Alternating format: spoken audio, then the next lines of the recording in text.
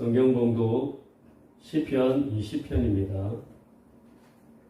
시편 20편 1절부터 9절입니다. 제가 먼저 한 절 읽고 여러분이 한 절 교독하신 후에 마지막 9절은 함께 읽겠습니다. 한낱날에 여호와께서 내게 응답하시고 야곱의 하나님의 이름이 너를 높이 드시며 성소에서 너를 도와주시고 시온에서 너를 붙드시며 내 모든 소재를 기억하시며 내 번제를 받아 주시기를 원하노라. 셀라. 내 마음의 소원대로 허락하시고 내 모든 계획을 이루어 주시기를 원하노라. 우리가 너의 승리로 말미암아 개가를 부르며 우리 하나님의 이름으로 우리의 깃발을 세우리니 여호와께서 내 모든 기도를 이루어 주시기를 원하노라. 여호와께서 자기에게 기름 부은 자를 구원하시는 줄 이제 내가 아노니 그의 오른손에 구원하는 힘으로 그의 거룩한 하늘에서 그에게 응답하시리로다. 어떤 사람은 병거, 어떤 사람은 말을 의지하나 우리는 여호와 우리 하나님의 이름을 자랑하리로다. 그들은 비틀거리며 엎드려지고 우리는 일어나 바로 서도다. 함께 읽겠습니다. 여호와여 왕을 구원하소서. 우리가 부를 때에 우리에게 응답하소서. 아멘. 새날을 주신 것은 새롭게 시작하길 바라시는 하나님의 뜻이라고 생각합니다. 새 일을 행하실 주님을 찬양합니다. 새벽 예배에 참석하신 성도님들에게도 하나님의 새롭게 하심이 있을 것을 믿습니다. 아멘. 오늘 본문 말씀 1절에서 6절까지는 이스라엘에서 왕이 전쟁에 출전할 때 백성들과 제사장들이 그를 위해 하나님께 간구하는 중보기도의 시입니다. 그리고 7절에서 9절까지는 다윗이 환난의 날에 전쟁의 승패가 하나님의 손에 달려있음을 깨닫고 병거나 말이 아니라 하나님의 이름만 자랑할 때 승리를 주실 하나님을 찬양하는 시입니다. 이 시의 배경이 된 사건은 다윗이 오랜 기간 사울 왕의 견제를 받으며 쫓겨다니다가 사울 왕이 전사하고 잠시 유다의 왕이 되었다가 다시 이스라엘 전체의 왕이 된 후 점점 강성해 가던 시절에 맞닥뜨리게 된 국군이 걸려있던 절체절명의 전쟁이었습니다. 이 전쟁의 발단은 작은 오해에서 시작되었습니다. 그런데 사실은 다윗 왕국이 점점 커지는 것에 위협을 느낀 암몬 왕의 견제가 근본 원인이었습니다. 암몬 왕국은 이스라엘의 동쪽에 위치한 나라였습니다. 애국을 탈출했던 이스라엘이 가나안을 정복할 때 하나님께서는 아브라함의 조카 롯의 자손인 암몬족 속의 땅을 이스라엘에게 주지 않으신다고 하셨기 때문에 이스라엘과는 형제의 나라처럼 여겨졌습니다. 뿐만 아니라 사무엘하 10장 2절에 보면 다윗이 암몬 왕이었던 나하스 왕이 자기에게 은총을 베풀었다는 말을 한 것을 보면 암몬과 이스라엘은 화친 관계였음을 또한 알 수 있습니다. 이스라엘에게도 정복해야 할 땅이 아니었고 다윗 왕에게도 은총을 베풀었던 나라였기 때문에 암몬은 전혀 문제가 되지 않던 나라였던 것입니다. 그런데 나하스 왕이 죽고 그와의 친분을 생각했던 다윗 왕이 죽은 나하스 왕을 조문하기 위해 조문단을 보냈습니다.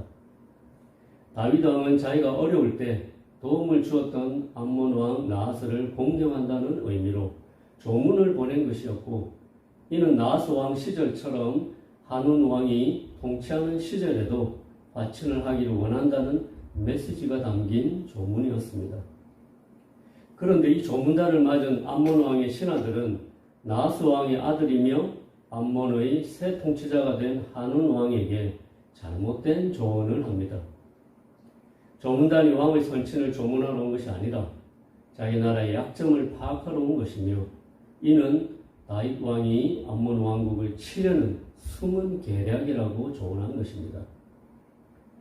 이제 막 왕의 자리에 앉은 왕으로서는 아직 자신의 입지가 탄탄하지도 않았고 국정을 어떻게 이끌어가야 할지 알지 못하는 시기였기 때문에 아버지였던 선왕을 도와서 국정을 이끌었던 신하들의 경험과 판단을 무시할 수 없었습니다.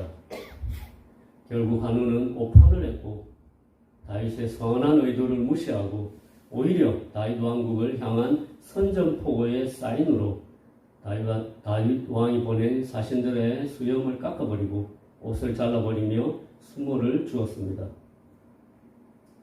한운 왕의 마음속에는 분명 강성에 가던 다윗이 두려웠기 때문에 신하들의 조언을 받아들였을 것으로 생각합니다. 왜냐하면 당시 다윗 왕은 빠른 속도로 세력을 키워나가고 있었습니다. 가나안 지역의 최강자였던 블레셋을 무찔렀고 암몬 왕국의 이웃 나라인 모압까지 다윗과의 전투에서 패한 것을 한운 왕은 잘 알고 있었습니다. 그래서 다윗의 세력을 견제해야 한다는 강박이 그의 마음에 있던 차에 신하들의 조언이 뇌리에 꽂히며 잘못된 선택을 해버렸습니다. 이런 배경 속에서 나온 시편이 오늘 본문 말씀입니다. 하나님의 은혜로 점점 강성해가던 다윗에게 생각지도 못한 위기가 찾아온 환난의 때였습니다. 그래서 1절부터 환난의 날이라고 표현했습니다. 이 환난의 날은 다윗에게 엄청난 위기의 순간이었습니다.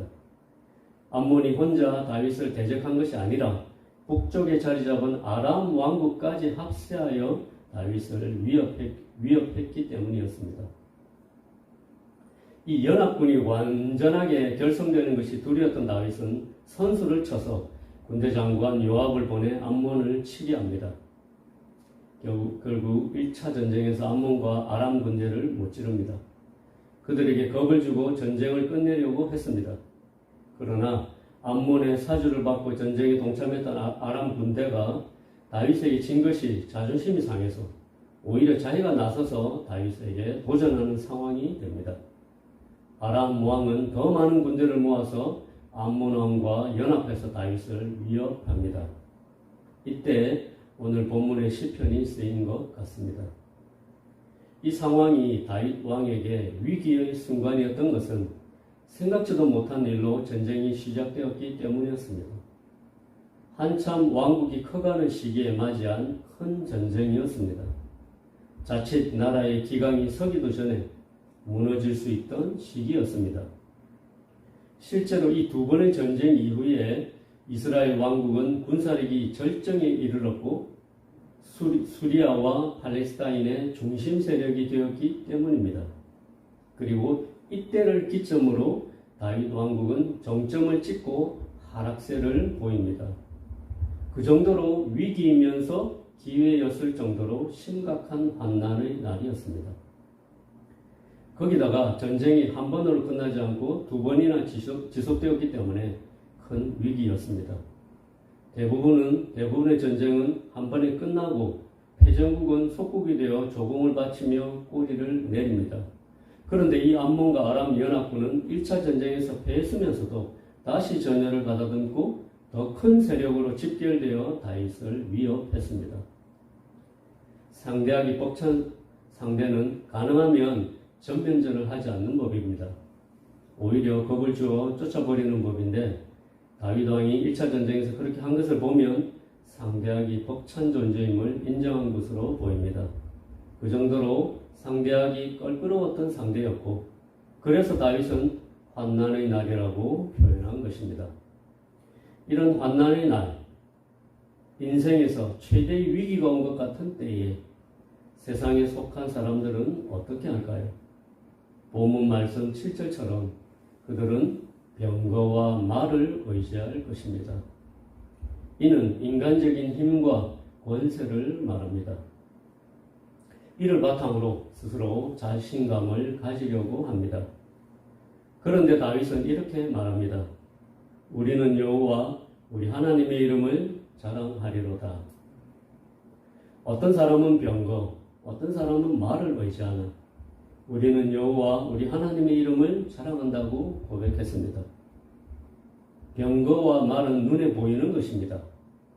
여호와의 이름은 눈에 보이지 않습니다. 그래서 사람들은 눈에 보이는 것을 따라갑니다.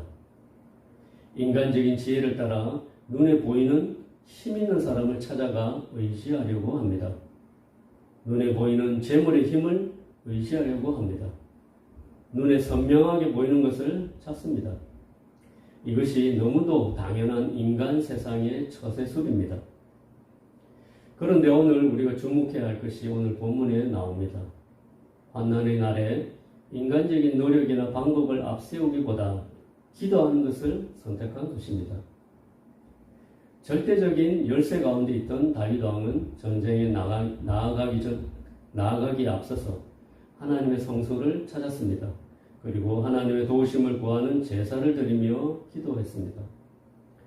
시편 50편 15절 말씀입니다. 환난날에 나를 부르라. 내가 너를 건지리니 내가 나를 영화롭게 하리로다. 오늘 이 아침에 우리에게 환난의 날이 온 것 같을 때 하나님을 찾는 마음이 먼저 생기는지 방법을 찾는 마음이 먼저 생기는지 살펴야 하겠습니다. 환난의 날에 기도로 시작하는 자세가 필요합니다. 두 번째로 다윗은 나라의 국군이 달린 전쟁에서 승리하길 소망했습니다. 그리고 이를 이루기 위한 계획을 세웠습니다. 백성들의 뜻을 하나로 모았습니다. 제사장들의 뜻도 모았습니다. 그리고 이 모든 것을 실행하기 전에 하나님께 간절히 기도했습니다. 이런 기도는 마치 십자가를 지시기 전날 밤에 겟세마네에서 기도하셨던 예수 그리스도의 모습을 연상시킵니다. 십자가를 질 모든 준비가 다 된 후에 마지막으로 하나님께 나아가서 기도하는 것이 무척 중요함을 우리에게 본으로 보여주셨습니다. 전쟁을 위한 준비가 되었지만 기도가 빠진 준비는 결국 인간적인 것입니다. 모든 준비의 마침표는 기도인 것입니다. 이를 생각하며 오늘 우리의 삶을 돌아볼 필요가 있겠습니다. 그리고 마지막으로 말씀을 통해 관찰되는 부분이 있습니다. 바로 믿음의 선포가 계속된다는 것입니다. 5절에 보면 우리가 너의 승리로 말미암아 개가를 부르며 우리 하나님의 이름으로 우리의 깃발을 세우리니 6절에는 여호와께서 자기에게 기름 부음 받은 자를 구원하시는 줄 이제 내가 아노니 8절에는 그들은 비틀거리며 엎드러지고 우리는 일어나 바로 서도다. 이 모든 말은 바라는 말이 아니라 선포의 말입니다. 확신의 말이며 결과에 대한 말입니다. 어떻게 이런 선포를 할 수 있을까요? 아직 이루어진 것도 아니며 전쟁을 한 것도 아닌데 이런 선포가 기도의 말 속에 나오는 것입니다. 마치 이 말씀처럼 선포되고 있습니다. 히브리서 11장 1절 말씀입니다. 믿음은 바라는 것들의 실상이요 보이지 않는 것들의 증거니. 기도 속에 나오는 말들이 선포될 수 있었던 것은 그 기도 속에 믿음이 들어있었기 때문이었습니다. 바라는 것들이 눈에 보이지 않는 것들이 이미 이루어진 것처럼 선포하는 담대한 믿음이 기도 속에 있음을 발견할 수 있습니다. 그런데 어떻게 이런 믿음의 말이 선포될 수 있을까요? 사람들은 대개 착각합니다. 이런 선포하는 기도가 하루아침에 생겨난다고 착각하는 것입니다. 선포하는 기도는 하루아침에 입에서 흘러나오지 않습니다. 선포하는 기도 속에 믿음이 들어있는 것을 보면 알 수 있습니다. 믿음은 하나님에 대한 깊은 신뢰입니다. 믿음은 하나님의 성품에 대한 깊은 인식과 사귐의 시간을 거치며 자연스럽게 맺히는 열매입니다. 그런데 어떤 성도들은 환난의 날이 오면 하나님께 달려가 기도합니다. 하나님께 매달립니다. 평소에는 찾아가지 않던 대문을 두드리고 열어달라고 조릅니다. 이런 행동은 어린아이들에게서 볼 수 있는 모습입니다. 하지만 이를 통해 하나님께 나아가지 않던 삶이 하나님께 나아가는 삶으로 변화된다면 의미가 있지만 이는 기도의 시작일 뿐입니다. 예수님은 새벽 오히려 미명에 한적한 곳으로 가서 거기서 기도하셨습니다. 사역이 끝난 저녁에는 홀로 산으로 가셔서 밤이 맞도록 기도하시고 아침에 제자들을 찾아가셨습니다. 십자가를 지시기 전날 밤에도 동산에서 기도하셨습니다. 하루하루 오랜 시간 동안 이런 하나님과의 동행의 시간이 모여서 하나님과의 깊은 신뢰가 형성되었고 이런 삶에서 나온 기도에서 믿음의 선포가 나온 것입니다. 매일 아침 기도하지 않고 아침잠을 청하는 삶에서는 이런 선포의 기도가 나올 수 없습니다. 매일 저녁 하나님과의 개인적인 만남을 가지지 않고서는 이런 믿음의 선포가 나올 수 없습니다. 매일 순간순간 하나님과 대화하는 삶이 없는 삶에서는 하나님의 권능의 손을 움직이는 기도가 나올 수 없습니다. 오늘 아침에 환난의 날에 기도로 하나님을 먼저 찾는 다윗의 모습을 보았습니다. 그리고 환난의 날에 자신이 계획하고 준비했던 것을 실행하기 전에 마지막으로 하나님을 찾는 다윗의 모습을 보았습니다. 그리고 기도 속에 믿음의 선포가 흘러나오는 것을 보았습니다. 담임 목사님이 근무하시는 위클래스 상담실에 수적 천석이란 액자가 걸려있던 것이 생각납니다. 물방울이 바위를 뚫는다는 사자성어입니다. 매일 떨어지는 작고 연약한 물이 거대한 바위를 뚫고 두 조각을 만드는 원리를 생각해 봅니다. 오늘도 하루하루 하나님께 나아가는 그 기도의 걸음이 헛되지 않음을 믿고 살아가길 소망하시는 저와 성도님들이 되시길 주님의 이름으로 축원합니다. 함께 기도하시겠습니다. 하나님 아버지, 주님의 영화로우신 이름을 찬양합니다. 혹은 병거 혹은 말을 의지하되 우리는 여호와 우리 하나님의 이름을 자랑하리로다 고백했던 다윗의 고백이 저희의 고백이 되길 소원합니다. 부족한 저희에게 기도의 영을 부어주셔서 처음도 기도로 맨 나중도 기도로 그리고 매일매일 주님을 찾는 기도의 삶을 살게 도와주시옵소서. 예수님의 이름으로 기도드렸습니다. 아멘.